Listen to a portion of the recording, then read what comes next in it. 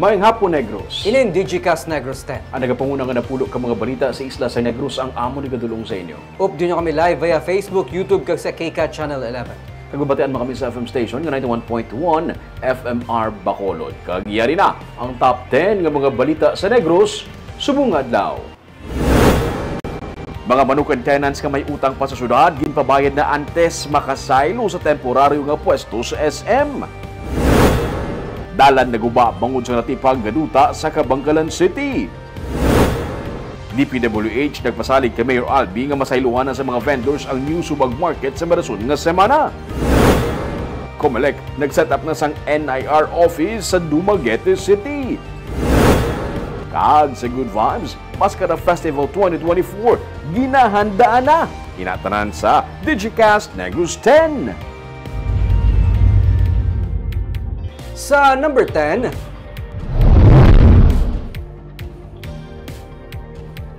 bilog nga Visayas magapabilin nga maulanon bangod sang LPA kag hangin habagat. Ang low pressure area ang yara na sa vicinity sang Sablayan Occidental, Mindoro as of 3 p.m. kaina. Ganing Visayas, Bicol Region, Caraga, Marinduque kag Romblon ang makeksperiensya sang magulumon nga kalangitan nga may upod nga lapta-lapta nga pag-ulan kag pagpanaguob dala sang low pressure area. Sunod sa pag-asa, gamay ang tsansa nga mangin isa ka bagyo ang LPA, pero ining magadala sa gihapon sang ulan sa pungsod. Sa buwas ginapaabot nga mangin maulanon sa gihapon sa bilog nga Visayas.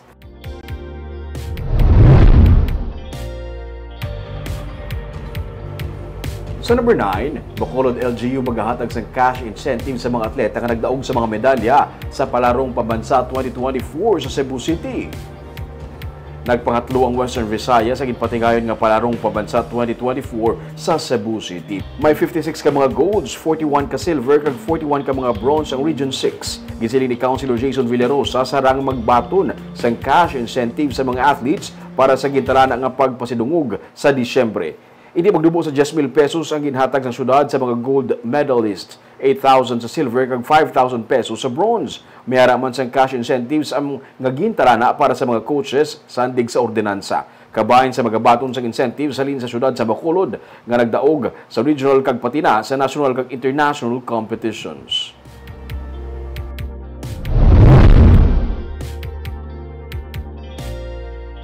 Sa number 8, 535 ka mga fisher folks kag mangunguma nga apektado sa El Nino phenomenon sa 4th District ang nagbaton sang tig 10,000 pesos nga cash assistance. Ginsugura na panagtag sang probinsya ang Presidential Assistance for Farmers and Fisher Folks o CONPAF sa Manuel Torres Memorial Coliseum and Cultural Center sa Bago City, Kaina. Ginpatigayon ang pagpanagtag sang assistance nga kabilugan na gabalor sa 5.35 million pesos sa mga benepisyaryo sang 4th District. Kabahin ni sa 50 milyones pesos nga PAF para sa bilog nga Negros Occidental. Nagbaton man sila sang food packs gikan sa probinsya sang Negros Occidental. Si Negros Occidental Governor Eugenio C. Lacson ang nagpamuno sa distribution upod kay Bago City Mayor Nicolas Yulo kag subongman provincial kag local officials. Ang syudad sang Bago ang may pinakamadamo nga benepisyaryo sa 4th District, 233. Samtang ginsiling naman ni Provincial Social Welfare and Development Officer Chiqui Gonzales nga pagkatapos sini ginapaabot man ang distribution sang 2,000 pesos nga cash assistance sang probinsya. Sa number 7,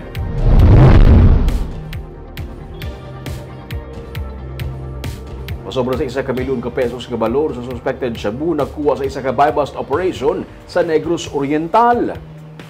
Arestado isa kaging kilala kay alias Axel, isa ka high-value individual matapos makuhaan sa 205 grams sang suspected shabu nga nagabalor sang 1,394,000 pesos. Kahapon, pasado alas 12 ang kaagahon, natabo ang buy-bust operation sang PNP sa Purok Masinabtanon, Barangay Lutaw, Bacong, Negros Oriental. Ang subject sang operation, ang residente sang Bayawan City, Negros Oriental. Detained siya sa Bacong PNP kag pangatubang sa kaso nga pagupot kag pagbaligya sang illegal nga droga.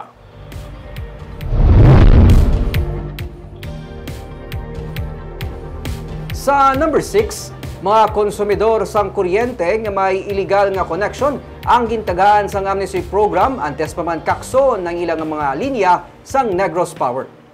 Sa Agosto 1 na ginapaabot sang Negros Power ang ila pag-operate sa franchise area sang Central Negros Electric Cooperative. Ginsiling ni Negros Power President Ruel Castro, hindi malipod nga hindi magdubo sa 6,000 ka mga electric consumers ang iligal nga nagaangot sang linya sang kuryente. Gani magapatuman sila sang amnesty program agod tagaan kahigayonan ang mga yadtong iligal nga nagatap, pati na diri ang mga wala pa sang kaugalingon nga electric meter nga magproseso sang ila requirements. Ang Negros Power ang dala na asang dugang nga 3,000 electric meters bilang pagpanghanda. Dugang ni Castro, iga-wave sang Negros Power ang back pay pati na penalties agod lang legal nga makapatakod na sang linya sang kuryente ang mga aplikante. Although we already identified what are the areas that really need to have rehabilitation kagad. Alam niyo ba, for the last how many weekends, no, I think this is the 4th or 5th weekend na, no, we're actually doing joint rehabilitation with Seneco.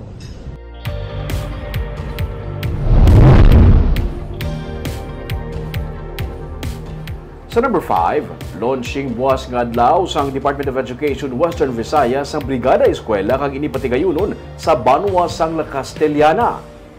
Sunod sa kay Hernani Esculiar, spokesperson sa DepEd Western Visayas, kinutuyo sang tuigan nga Brigada Eskwela nga mabuligan ang paghanda sang eskwelahan nga nagalakip sang nagkalain-lain nga stakeholders sa pagbukas sang klase.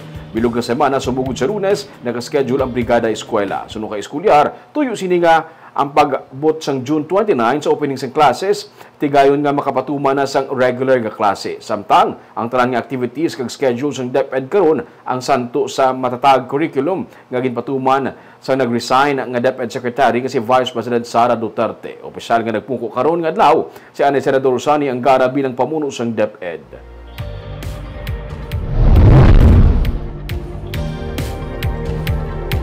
Sa number 4, DPWH nagpasalig sa kay Bacolod City Mayor Abby Benitez nga ang bago nga merkado sa sumag sa Bacolod ang pwede na masudlan sa mga market vendors sumugod sa madason nga simana. May report sa Romeo Sabaldo. Manugduhan na katuig ang mga vendors nga nagapwesto sa higad sa karsada sa Barangay Sumag sa Bacolod. Ang mga bumalakal sa dala na mismo nagatindog kag ang mga motorista nga nagapangumpra nagahazard sa higadman sang dalan nga nagadugang pagid sa nagalala nga traffic sa highway. Madugay na nga nahuman ang bago nga merkado nga may parking space sa idalom nga amo karon ang ginaplastaran sang vendors kag may 40 pagid ka mga slots nga parkingan sa ibabaw. Kung makasaylo ang mga vendors sa sulod, ginapaabot nga makabulig ini pahagan-hagan sa problema sa trapiko. Ginpadangat ang problema sa igtalupangod di Bacolod City Mayor Abby Benitez. Kagabi, sa iya programa nga isugid kay Mayor, ginpatawag sa alkalde ang District Engineer sa DPWH kag punong barangay sang Sumag. Sunod sa DPWH, may mga talapuson na lang nga seksyon sang merkado kag mga butang sang fire extinguishers. Naghinyo sila sang duga nga pondo gikan sa syudad sa Bacolod para mahumanagid man ang merkado. Sunod sa iya, ang supply na lang gid sang kuryente ang ila ginahulat. Ano na lang hinihintay para lumipat? Of course, yun nga po, yung energization ang inaantay na lang po para makalipat sila, which will take place, I think, within the week. Okay. So, kuryente na lang ang kulang. Kuryente na lang po, Mayor. So kung ma-connect na ng Seneco, ma-energize na, pwede na sila lumipat. Pwede na po, Mayor. Okay. So, in-expect mo within the week? Within the week po, we will constantly follow up Seneco na energized na po within the week. Okay. Bangod kuryente na lang ang kulang, ginpatawagan mismo ang General Manager sa Seneco kasi Attorney Arnel Lapore kag ginpamangkot kung saan ogid makabutang sa supply sang kuryente sa merkado. May utang abi ang barangay sa Seneco gani nadugayan pagid ang pagbutang sang linya sa kuryente diri. How long will it take for Seneco to energize, assuming daw wala namang gid kinahanglan nga equipment nga ibutang? We can do it, Mayor, siguro, the most, siguro 2 days kung Okay. kinanglan kita at least ang, wala naman bala sa mga technical pa nga mga issues. Kabayad naman ikap sa we can start tomorrow if it's ready and then finish it sa Saturday. Yes, Mayor, sugudan daw ni Attorney tomorrow and maybe on Saturday, Attorney? Yes, Okay, so kung mag-comeback ka 2 days, tomorrow is Thursday, Friday. So Saturday, yes, energized na Friday. siya? i-form ko lang ang team ko, Mayor. Abuas Saga, check na mo, no? Patanaw ko man dito sa akong inspector kung ano pa ang mga kinanglanon kag pila ka metro ang ato ni preparar.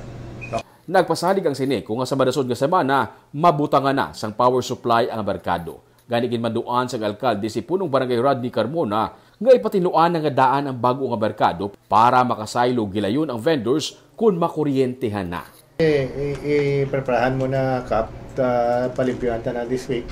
So kung ano pa nga kinalan hingagaw, soryahan na lang naman ni San City Engineering para malagas na. So ma-request na ko sa Bureau of Fire trasingan para sa sige. So siguro daw sa DRMO, may araman sila ng mga ato. 2021, ginsuguran ang construction sa merkado nga nagabalor sa masobra sa 60 billion pesos. Ipahingagaw man ni Mayor Albi Benitez sa City Engineer's Office ang mga dugang nga kinahanglanon para makasaylo na sa sulod ang mga vendors ilabi na karon nga tig-ululan na nga nagapabudlay pagid sang ila sitwasyon sa gwa.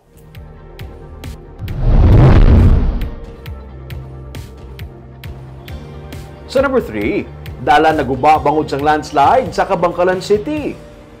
Hindi balabyan sa karon sa mga salakyan ang dalan sa Sitio Bunga, Barangay Kamingawan sa Kabangkalan City. Ang inigadalan ang nagaangot sa Barangay Karulan nga sakop man sa gihapon sang Kabangkalan.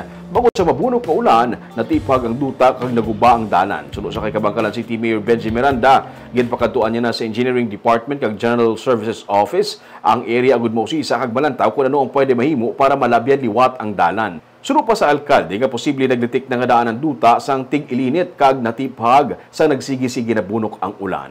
Ang karulan ang source sang high value crops sang Kabangkalan City. Gani kun hindi malabyan ang dalan, apektado man ang delivery sa mga utan gikan sa karulan pakadto sa city proper. Wala naman sa maging report nga nasamaran bangod sang landslide. Sa number 2,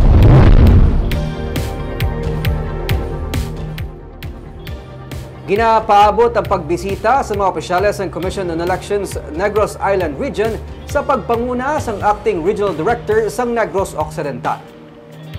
Sunod kay Negros Occidental Election Supervisor Ian Lee Ananoria, kahapon kuntani Miyerkules ang scheduled visits ng regional officers sa pagpanguna ni Attorney Leonel Marco Casillano o galing tungod sa ginpatigayon nga press conference may kangtanan sa issue sa kay Commissioner George Erwin Garcia na postpone ang pagbisita bangod nagpamanila si Casillano. Tuyo sang pagbisita sa Negros Occidental, among magsapol kag makilala man ni Casillano ang mga election officer sa Negros Occidental kag ma-familiarize man ang operation. Sunod kay Ananoria, may talatapan nga set-up sa Dumaguete ang NIR COMELEC base man sa memorandum nga ginpapanaog sang chairman. Pero bilang kabayan sang compliance sa NIR law, sunod kay Ananoria, magabutang man ang COMELEC NIR sang opisina sa Negros Occidental. Siyang nakapakigkita na kay Casillano sa talatapan sini sa Dumaguete City. Kag sa numero 1 sa mga balita, subong adlaw.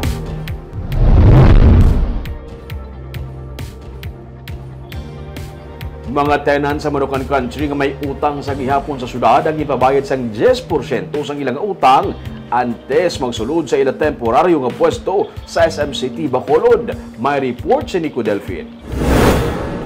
Sa final negotiation sa mga tenants sa Manukan Country upod kay Mayor Albi Benitez, gintagaan kahigayunan ang may napulo ka mga tenants nga may utang pa sa syudad nga makasaylo sa temporary facilities ng SM Prime Holdings Incorporated. Pero dapat anay sila magbayad sang 10% sang ila kabilugan nga utang. Ang nabili ng kinahanglan nila nga maimpas sa sulod sang 18 ka bulan bangod libre man ang ila paggamit sang pasilidad. Ginsilin ni Councilor Celia Flor, pamuno sa Committee on Markets ng Slaughterhouse ang Konseho, handa ang syudad nga i-waive ang penalties ug interest sa ilang nga utang sa sulod sang 5 ka tuig sandig sa pagsulundan. Sa records ng City Treasurer's Office, hindi magdubo sa 200,000 pesos hasta masobra 500,000 pesos ang nabilin nga utang sa mga tenants halin sang 2015. Sa 27 sa ila, may 16 na ang fully paid kay ginapaabot magsaylo sa temporary facilities ang SM. 1.5 years or 18 months. Kaya 18 months ang supposedly ang construction, bayaran nila. So, until such time nga ma-fully pay nila. Kung hindi sila ka-fully pay, hindi sila ka-transfer sa permanent site. Nagpasalig ang mga tenants nga amat-amat na nga magsaylo sang ila pagkabutang sa temporary facility nga ginbuksan sa mall. Gintugutan ni Mayor Albi nga dungan sila nga makanegosyo sa temporaryo nga manukan kag sa daan nila nga pwesto at sa Agosto 19. Pero kinhanglan nga nakasaylo na ang mga tenants antes matapos ang bulan sang Hulyo. Nag-aayo sila kay Mayor nga kung pwede i-waive ang mga surcharge kag penalties. Ang hambal sang treasurer naton nga allowed ang city to do that, no, nga mag-waive, pero only up to 5 years according sa local government code. Labi nga nagpasalamat ang mga tenants sa nahatag nga kahigayonan kag pagpabor sa ilang mga ginhinyo sa alkalde. Gintala naman sang syudad ng Father Ferrero Street para mangin extension sa ilang mga baligyaan. Plano sang alkalde nga matukod ang night market sa Father Ferrero Street agud mas mapabaskog pang negosyo sa reclamation area. Kabahin na diri ang 3-hectare property nga ginrentahan sang SMPHI sa Bacolod LGU. Nico Delfin para sa DGCast Negros.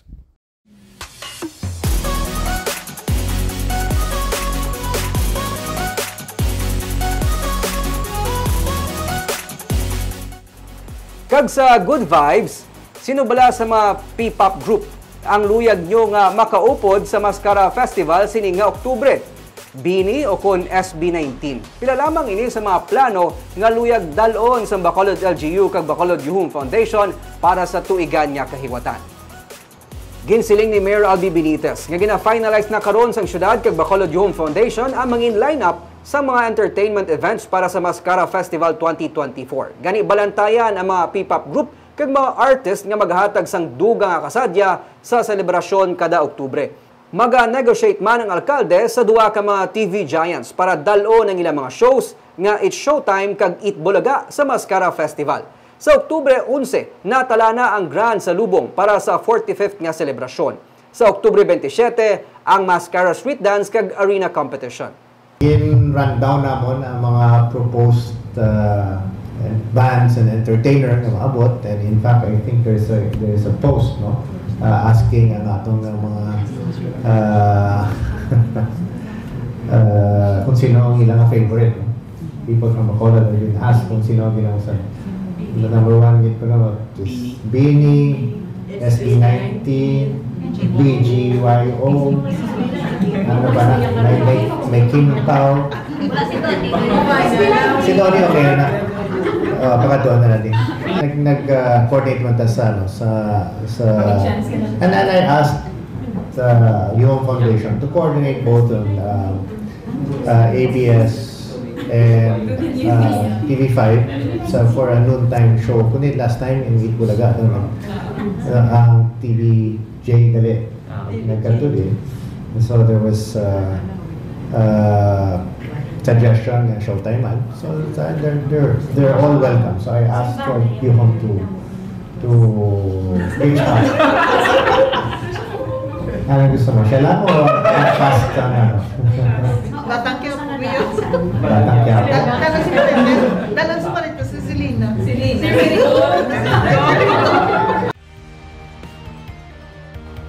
Hindi, grabe. Nung nagligad ang maskara, subong maskara na maliwat. Dasig lang. Kadasig-dasig lang. Kaya gina-finalize na subong ang mga contracts para sa mga magakadto, di kayo magabisita sa maskara. Sigurado ko yung grande.